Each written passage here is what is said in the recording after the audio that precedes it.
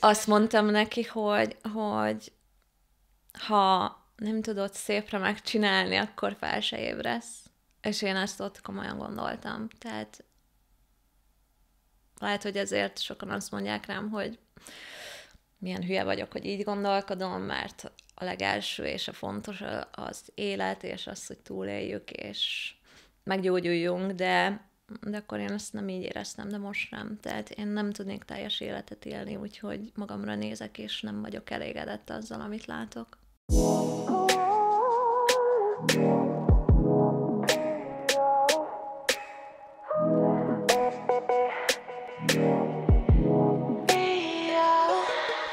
Sziasztok, Csányi Karin vagyok, és a vendégem László Viktória, köszöntelek. Sziasztok! A sorozat célja, hogy a mellrák megértéséhez új dimenziót adjunk, és ne csak az legyen a szempont, hogy a betegség túlélésére összpontosítsunk. Ezek a hagyományos orvosi módszerek, és úgy vettem észre, sajnos a saját bőrömön tapasztaltam, hogy az orvosok sokszor csak erre összpontosítanak, és nem feltétlen cél az, hogy a betegek esztétikai szempontját is figyelembe vegyék. Nem találtam ilyen videókat, nem találtam erről semmilyen olyan anyagot, ami megkönnyítette volna a helyzetemet, és nem csak a csúnya képeket tárta volna elém, hanem adott volna egy olyan megnyugvást, hogy úgy készüljek fel a műtétre, hogy sokkal könnyebb lett volna, és egy pozitív végkimenetet láttam volna magam előtt. Nagyon köszönöm, hogy meghívtál vendégnek, nagyon megtisztelő itt lenni, és szerintem egy fantasztikus dolog, hogy egy podcastben fogod edukálni az embereket erről, és így bátran mesélni fogsz a saját sztoridról, és nagyon örülök, hogy ebben a részben itt lehetek, és részese lehetek annak, ahogy te a saját történetedet így első körben megosztod a közönséggel. Örülök, hogy itt vagy, és köszönöm, hogy eljöttél. Mesélsz egy picit arról, hogy nálad hogyan zajlott a diagnosztika, hogyan derült ki egyáltalán, hogy bármilyen problémád van? Úgy kezdődött az egész, hogy egyik este kitapintottam a mellemben egy csomót, és azt még tudni kell, hogy egy-két nappal előtte történt egy balesetem sportolás közben, elszakadt a térdemben a keresztszallag, és amikor ezt a csomót kitapintottam, menstruáció előtt álltam, gondoltam, hogy ez csak egy múló dolog, és nem akartam különösebb figyelmet ennek szentelni, mert a sérülése már így önmagában is sok volt nekem, és eltelt 2 hét, én el is felejtettem ezt az egészet, és újra sikerült kitapintani ezt a csomót, és akkor megijedtem. Tehát emlékszem, vasárnap este volt, ilyen 11 körül, és teljesen lesokkolt, és azt éreztem, hogy úristen, ez még mindig itt van, és talán egy picit nagyobb is lett, és borzasztó érzés volt, egyből így a legrosszabb dolgok jutottak eszembe. Ráírtam a húgomra, ő az egészségügyben dolgozik, és kértem tőle egy MR vizsgálatot, de mondta, hogy először egy ultrahangra lenne szükség, amit kedden le is szerveztünk, és elmentem az ultrahangra, és ott kedves volt a doktornő, és közölte velem, hogy igen, ez körülbelül egy 9 mm-es daganat, de ő nem állíthatja pontosan azt, hogy ez rossz indulatú, vagy jó indulatú, az alakzata alapján sajnos minden jobb dolgot kizárt. Mondta, hogy ezt meg kell szúrni, és kell egy mammográfia is, ami alátámasztja a diagnózist. És akkor milyen érzések voltak benned, meg mi volt az első dolog, amit csináltál, mikor mondjuk kijöttél az orvostól? Akkor már tudatosult bennem, hogy van egy rossz indulatú daganatom, még ha az orvos ezt nem is erősíthette meg, mivel minden jót kizárt, meg is kérdeztem tőle, hogy mert azt mondta, hogy ne gondoljak semmi rosszra, mert előbb várjuk meg az eredményeket.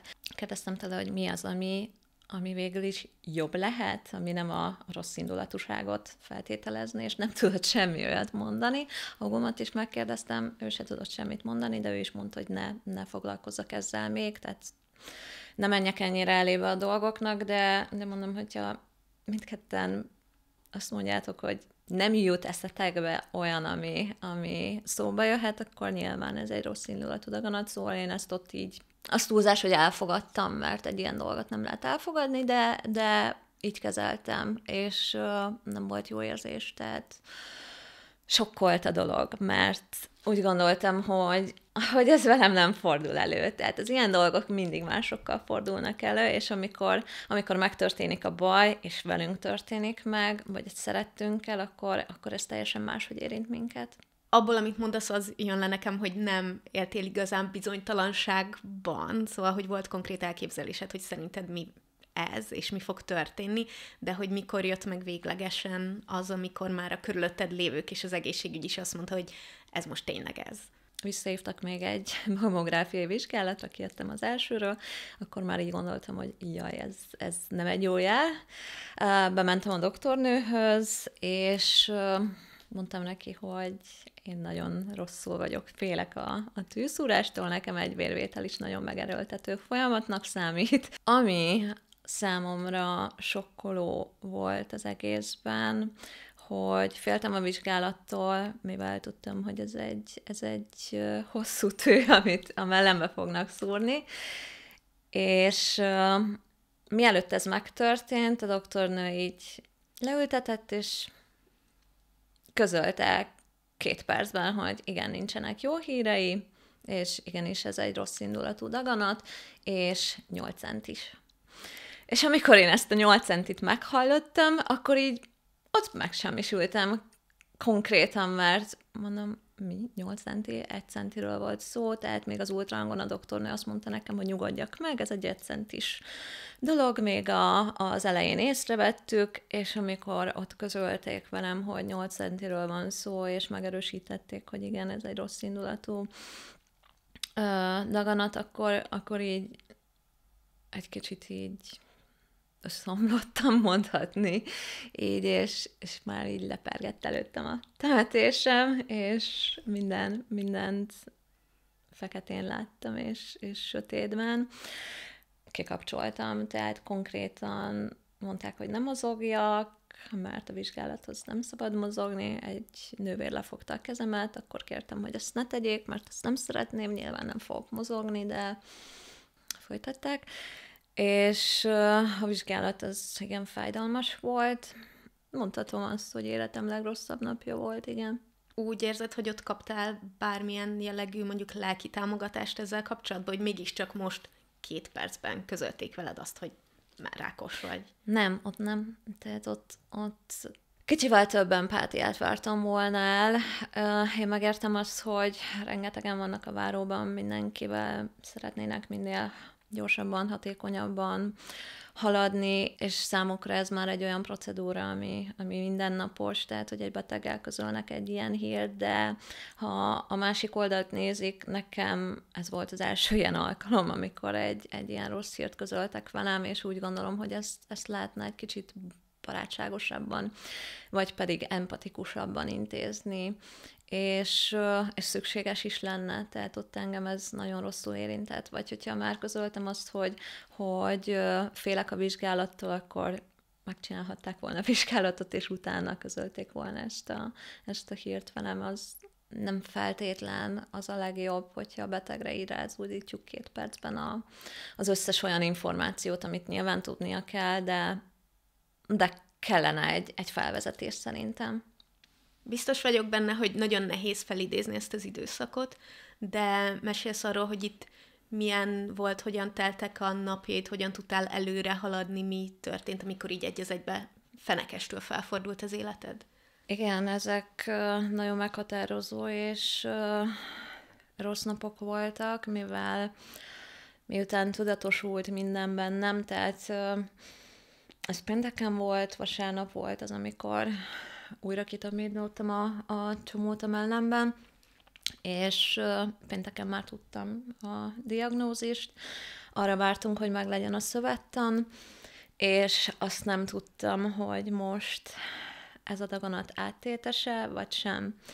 És az volt a legrosszabb, a bizonytalanság, és aggódni azért, hogy most milyen kezelésre lesz szükség, találok orvost időben. Tehát a napjaim azzal teltek, hogy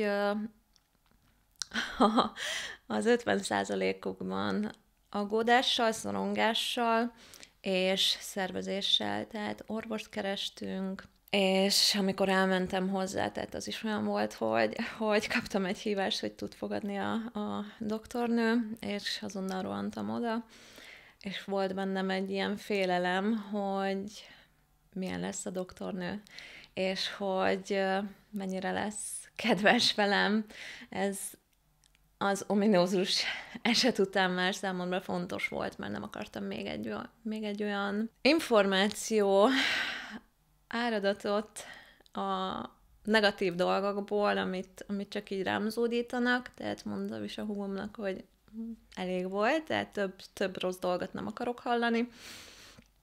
És féltem attól is, hogy elküld egy CT vizsgálatra, amin szintén átnézik az egész testemet, és kiderül, hogy van áttét, vagy nincs, és mondom, ha olyan hírt kapok, hogy van valahol, ezt nem biztos, hogy jól tudnám már fogadni, tehát az már tényleg sok lenne. És úgy érzed, hogy megtaláltad az orvosban azt, amit szerettél volna? Szóval ilyenkor azért egy hosszú távú partneri kapcsolatot alakítasz ki egy orvossal, Igen. ahol az életed a tét.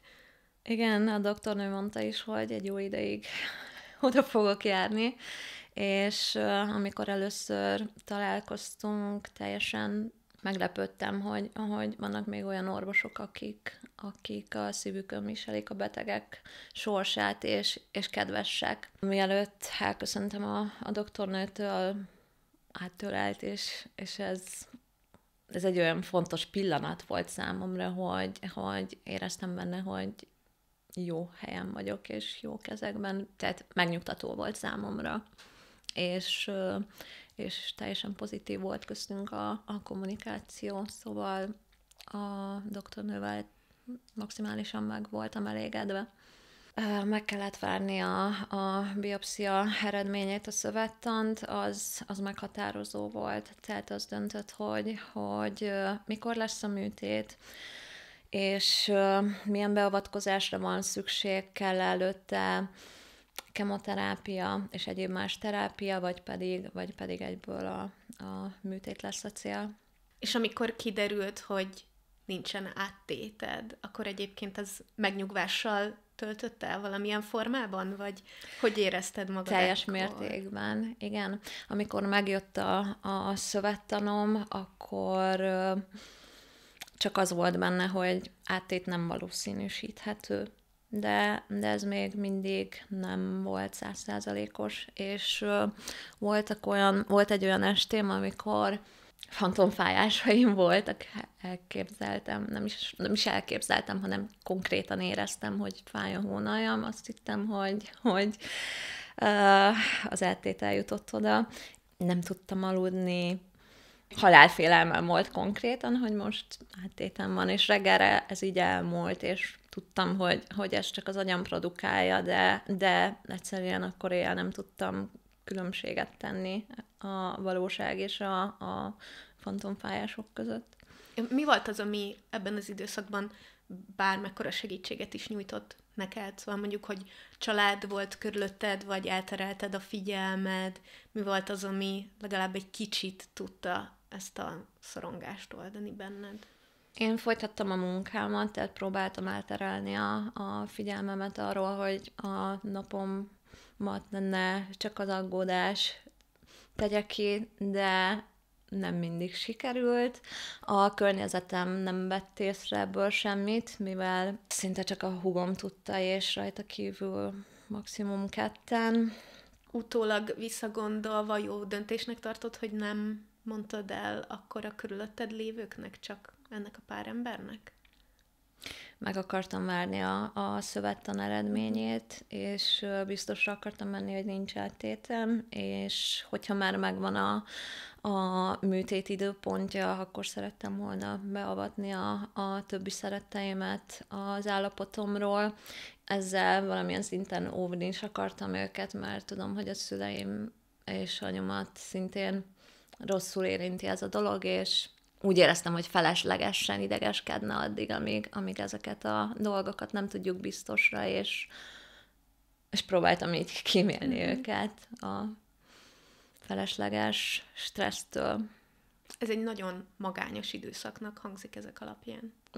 Mondhatni az volt, igen, de azért igen, szegény húgomnak kiárta a félelmeimből, és ő volt az, akinek éjjel így írogatom, hogy nem tudok aludni, most attól félek, és a biopszia után volt egy nagy vérrög, és arról azt hittem, hogy egy újabb daganat jött ki, mert kitüremkedett, és nem volt lekommunikálva, hogy ez ott egy vérrög, ami a szövettan után keletkezett, és teljesen megijedtem.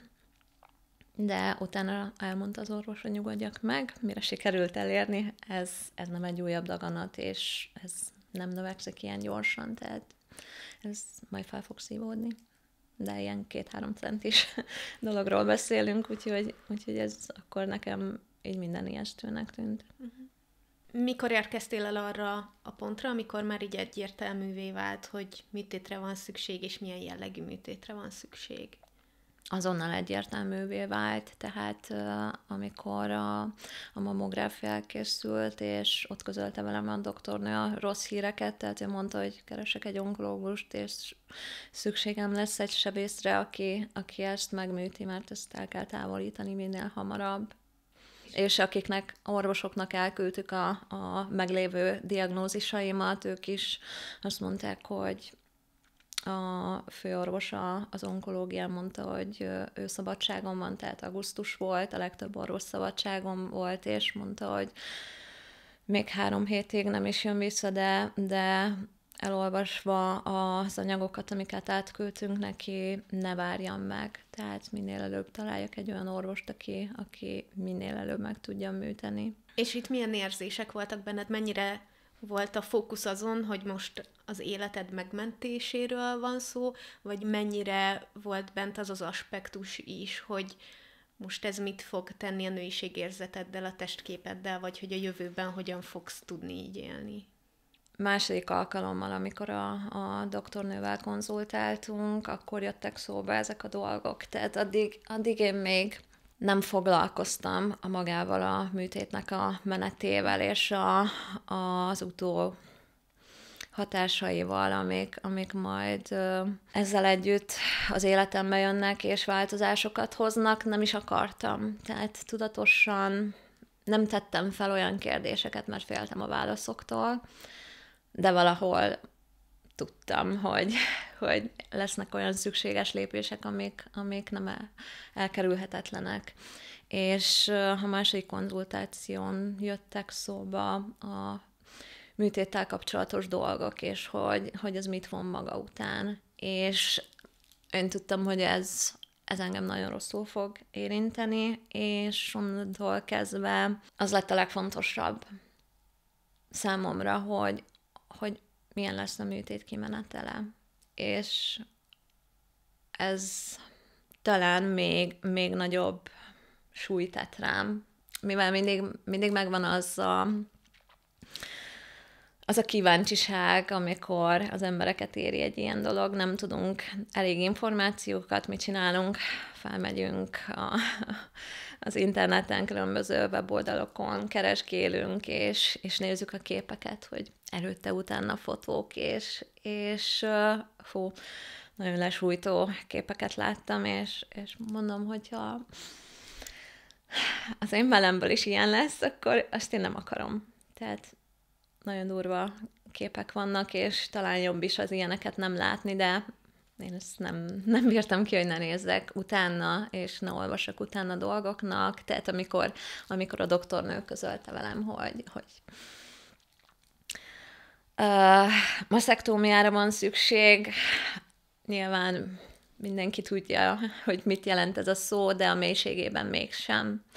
És amikor ennek utána olvastam, akkor úgy ledöbbentem, hogy jaj, itt vannak olyan dolgok, amik részletek, apróságok, amikről eddig nem tudtam, és amit én nem szeretnék. Tehát nem biztos, hogy én ezt el akarom fogadni, vagy el tudom fogadni, de ilyen esetben nincs választásod. Tehát amikor közölte velem a doktornő, hogy itt most az életem megmentés, a túlélés a cél, és nincsenek opcionális dolgok, akkor átértékelsz pár dolgot, de nekem vannak olyan dolgok, amit nem tudtam, tehát amiből nem akartam engedni. Biztos vagyok benne, hogy sokkoló volt olvasni, meg mondjuk látni képeket arról, hogy mivel jár a műtét, vagy hogy fogsz kinézni utána, de hogy ez segített téged abban, úgy sejtem, hogy ki tudj állni magadért, és képviselni tudd a saját értékeidet. Igen, a doktornőmmel beszélgettünk erről, de ő mondta, hogy ez attól is függ, hogy hol helyezkedik el a daganat, és merre nyúlik be, mivel egy 8 centis daganatról beszélünk, mármint a kiterjedése 8 centi volt, és itt nincs olyan sok lehetőség.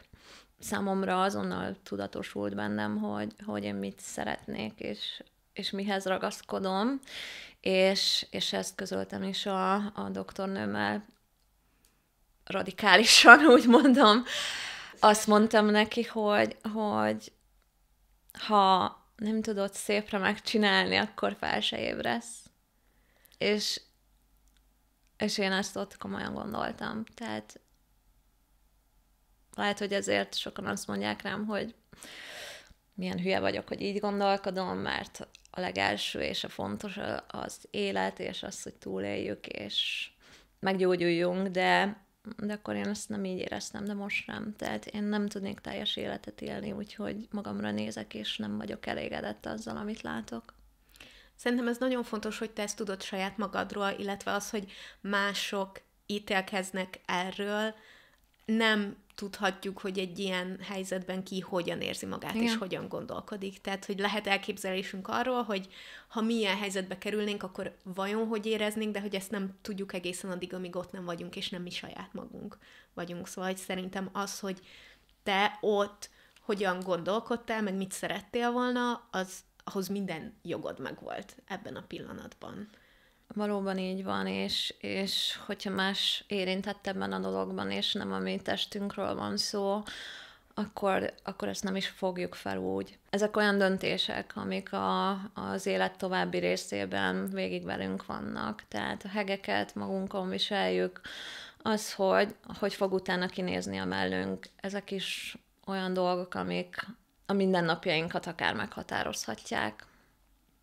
Lehet, hogy van, akinek kevésbé fontos a megjelenése, a kinézete. Nekem mindig fontos szerepet játszott az életemben, és tettem is, és teszek is azért, hogy a belső és a külső egészségem az egyensúlyban legyen, és nem tudok eltekinteni ettől, és szemet hunyni a felett, hogy vannak számomra fontos dolgok. Ebben az esetben ezek kijöttek, és én hangot is adtam annak, hogy szeretném, hogyha ez így és így történne, és tegyünk meg mindent annak érdekében, hogy a lehető legjobbat hozzuk ki esztétikai szempontból. És ez hogyan sikerült? Milyen volt a végeredmény? Hogy érezted magad? Mit láttál magadon? Én azonnali rekonstrukciót kértem, tehát mivel teljes maszektómiára volt szükség, az azt jelenti, hogy a belső szöveteket, mellállományt, mirigyállományt, mindent eltávolítanak, tehát nem csak konkrétan a rákos szöveteket, hanem mindent.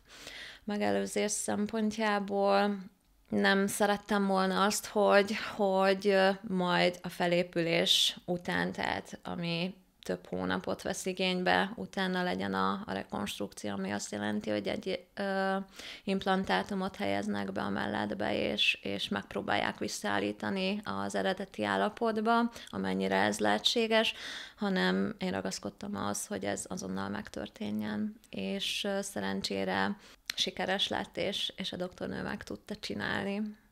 És elégedett is voltál a végeredménnyel, vagy? Hogy érzed magad most, amikor tükörbe nézel? Milyen?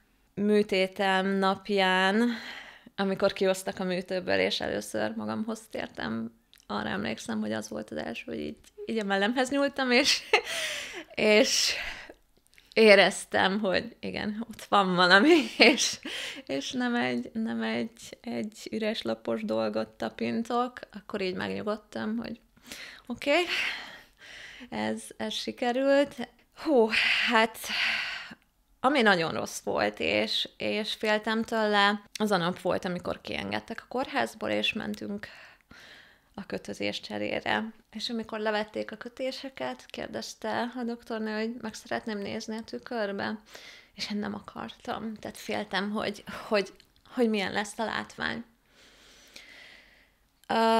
De végül mondom, jó, túl kell esni rajta, belenéztem a tükörbe, és akkor nem tetszett. Uh-huh.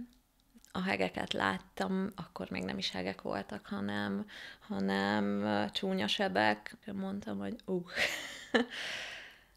kicsit sokkolt a látvány, de a doktornő mondta, hogy nagyon szép, és hogy ez nagyon sokat fog változni, és meg fogom látni, hogy tetszeni fog. Körülbelül 3 hete sikerült elfogadnom a látványt, és úgy nézek tükörbe, hogy már tetszik, amit látok.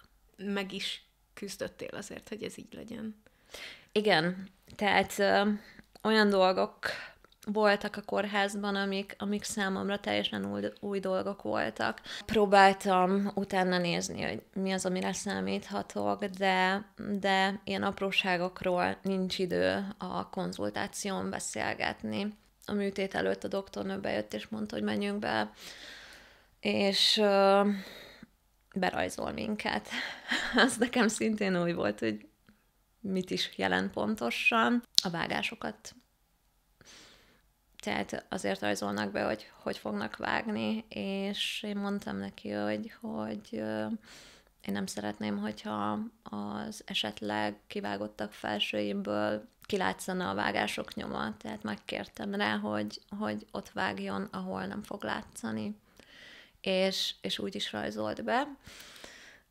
Nagyon jó fej volt, és összpontosított arra, hogy minél kevesebb helyen, és esztétikusabban ejtse meg a vágásokat, és ami számomra meglepő volt, hogy ezt a többi betegnél nem tapasztaltam, mert kötözésnél azért nők vagyunk, mindenki kérdezte másikat, hogy Muti, neked milyen lett? Nyilván csak a kötözés alatti dolgokat nem néztük meg, de ebből látszott, hogy kiknek hol van a vágás, és sajnos azt láttam, hogy a nők mellét keresztbe vágják, tehát innentől idáig. És számomra ez hihetetlen volt, hogy miért. Nekem a vágásom nem ott történt, alul vágott a doktornő, és én, ha így lenézek a mellemre, nem látom csak szemből a tükörből a vágásokat. Tehát zuhanyzás közben, öltözés közben én nem látom a vágásokat, és ez engem nem emlékeztet mindig arra a dologra, ami megtörtént, és amin viszonylag túl vagyok, és én ennek örülök, hogy nem látom a hegeket, de a legtöbb nő igen, és ez számomra szomorú, és nem tölt el jó érzéssel. Szerintem ez a podcast egyébként, amit most elkezdesz, ezért nagyon fontos, mert hogy segíthet nőknek abban, hogy tudják, hogy lehetnek igényeik egy ilyen helyzetben is, és nem kell azonnal rábízniuk magukat bárkire. Nyilván az élet megmentése a legfontosabb, de hogy nagyon fontos az a része is, hogy utána hogy fog valaki tovább élni. És azzal, hogy te ezt elmeséled, azzal lehet, hogy mások is erőt szereznek, hogy saját magukért ki tudjanak állni. Te, amikor megkaptad a diagnózist, amikor keresztül mentél ezen, amikor műtöttek, hol tudtál tájékozódni, kikkel tudtál beszélgetni, hol tudtál kapcsolódni, vagy hogy egyáltalán információt szerezni, hogy mi fog történni? Nem igazán tudtam sehol sem információkat szerezni, és pont azért szerettem volna ezt a sorozatot, ezt a podcast létrehozni, hogy segítsek a társaimon, akik szintén ezt áttélik, és vagy pedig csak most fognak egy műtét elé nézni, és tudják, hogy mire számítsanak, mik a lehetőségeik, mert a lehetőségek szerintem korlátokon belül is adottak, és erről nem beszélnek, tehát a konzultáción nagyon kevésszer esik erről szó szerintem, és ez fontos, tehát gondolom azt, és úgy hiszem, hogy nem csak számomra fontosak ezek a dolgok, hanem a többi nő számára is, és néha úgy érzem, hogy az orvosok elfáradnak a munkájukban, tehát egy rutin feladat lett számukra, amikor előttük van egy mellrákkal diagnosztizált nő, és azt nézik csak, hogy ezt a feladatot meg kell oldani, el kell távolítani a daganatot, cél, hogy a beteg túlélje, és ez a dolog itt megreked, és az esztétikai és dolgokkal, és ami utána következik, a nőknek a lelki felépülésükkel abszolút nem foglalkoznak, és nem fektetnek arra hangsúlyt, hogy ha már vágni kell, akkor hol vágjunk, hogy minél jobban érezze magát utána a beteg, és sokkal jobb legyen a közérzete, ne legyenek benne olyan komplexusok, hogyha le kell venni a melltartót, akkor milyen lesz a fogadtatás, akár a tükörbenézéskor, vagy pedig egy másik ember előtt. Milyen témákról tervezel beszélni ebben a sorozatban? Mik azok az aspektusok, amik szerinted nagyon fontosak, de mondjuk keveset hallunk róla máshol?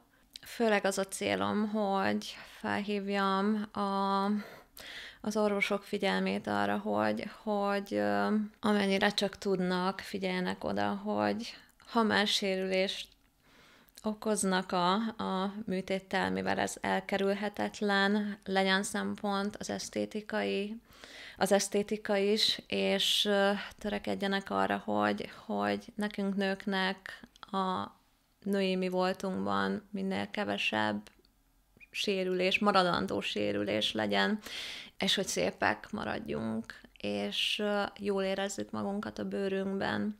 Az orvos és beteg kommunikáció is nagyon fontos, mert ott dőlnek el ezek a kérdések, és ott tudják meg a betegek, hogy mire számíthatnak, és ha meg tudják tenni az orvosok azt, hogy akár pár percet szánnak arra, hogy a betegeknek jobban elmagyarázzák a műtét utáni dolgokat, és hogy milyen lehetőségeik vannak, akár vágás szempontjából is. Én erre nagy hangsúlyt fektetnék, mert sok nőnek szerintem fontos, hogy keresztbe van a melle, vagy van alul, és még középen egy kisebb vágás, mivel ezzel kell együtt élnünk az életünk további részében, és az esztétikai szempontok is meghatározóak lehetnek a fejlődésben, mármint a gyógyulás folyamatában. Mesélsz-e arról szívesen néhány mondatban, hogy te most hol tartasz a gyógyulásod útjában, és most milyen a kapcsolatod a testeddel? Mint ahogy említettem neked, 3 hete, körülbelül 3-4 hete sikerült elfogadnom a mostani helyzetet, tehát volt egy rossz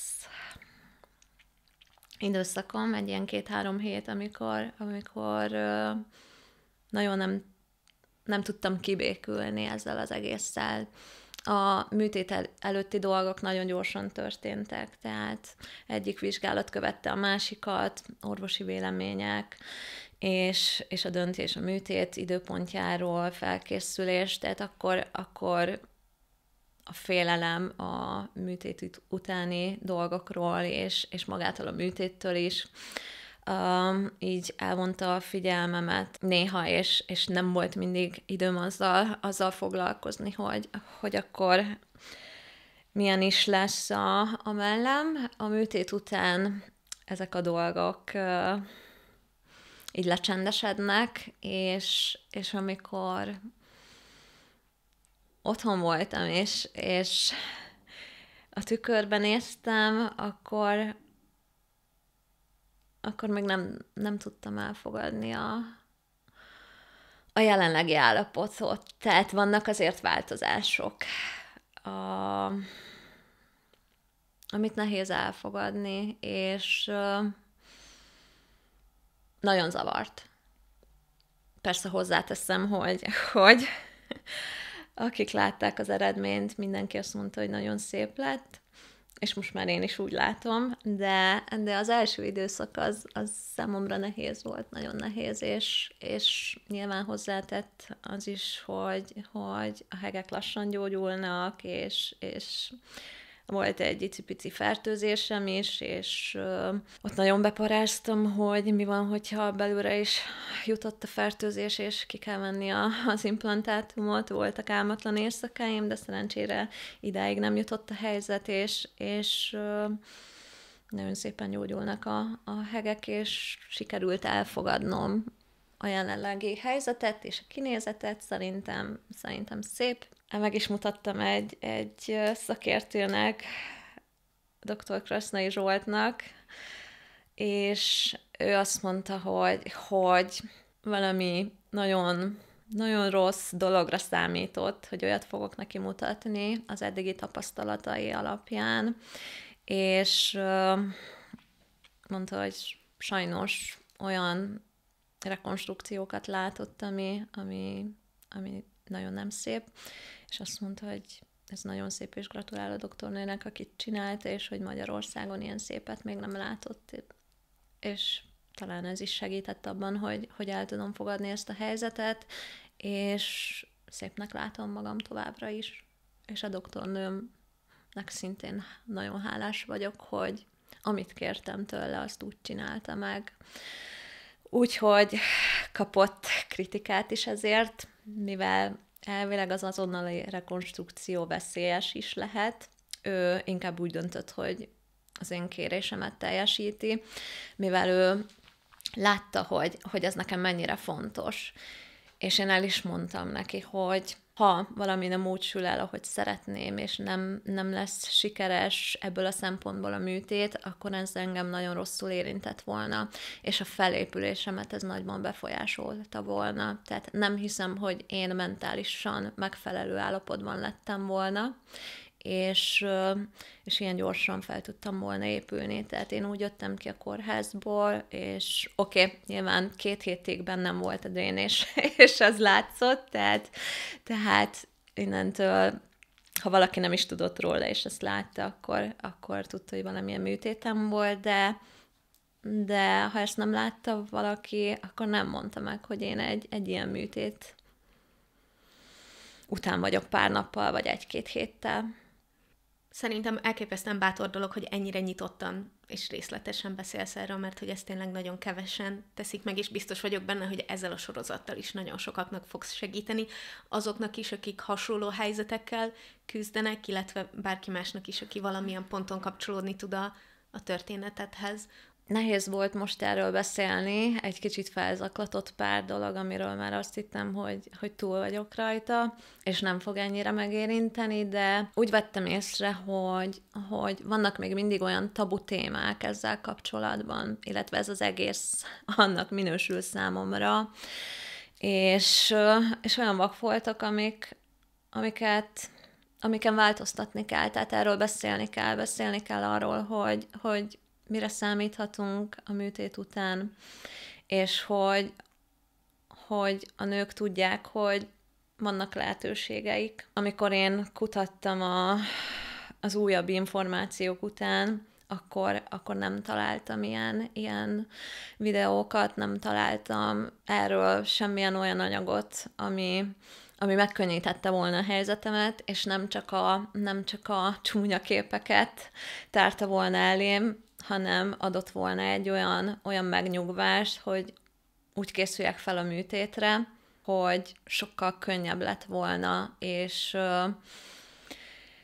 egy pozitív végkimenetet láttam volna magam előtt. Ezért szeretnék erről beszélni, és ezeket a témákat boncolgatni és fejtegetni tovább, hogy minél többet megtudjunk, mi érintettek, és akik esetleg családtagjaikon keresztül érintettek, vagy barátokon keresztül, vagy sajnos, ha egyszer majd ebben érintettek lesznek, akkor kellő felkészültséggel álljanak egy műtét elé, mert azt tapasztaltam, hogy a fő hangsúly azon van, hogy menjünk el szűrővizsgálatokra, tehát ezt tegyük meg, ez szintén nagyon fontos a megelőzés szempontjából, de hogyha már ezt megtettük, és egy olyan eredményt kapunk, ami számunkra nem túl ideális, akkor arról már kevés szó esik, hogy mi az, ami utána jön, és szerintem ez is nagyon fontos és meghatározó egy nő életében. És vannak olyan dolgok, amiről abszolút nem lehet sokat megtudni, mint például egy mellbimbó rekonstrukció. Azt is csak nemrég fedeztem fel, hogy mellbimbó implantátum van, elérhető más országokban, itt viszont Magyarországon szinte nem is tudnak róla. Több ezer olyan nő van, akinek szüksége lenne rá. Nagyon szépen köszönöm, hogy meghívtál, és megosztottad velem a történetedet, és alig várom a következő epizódokat. Köszönöm, hogy itt voltál, és segítettél a történetem elmesélésében.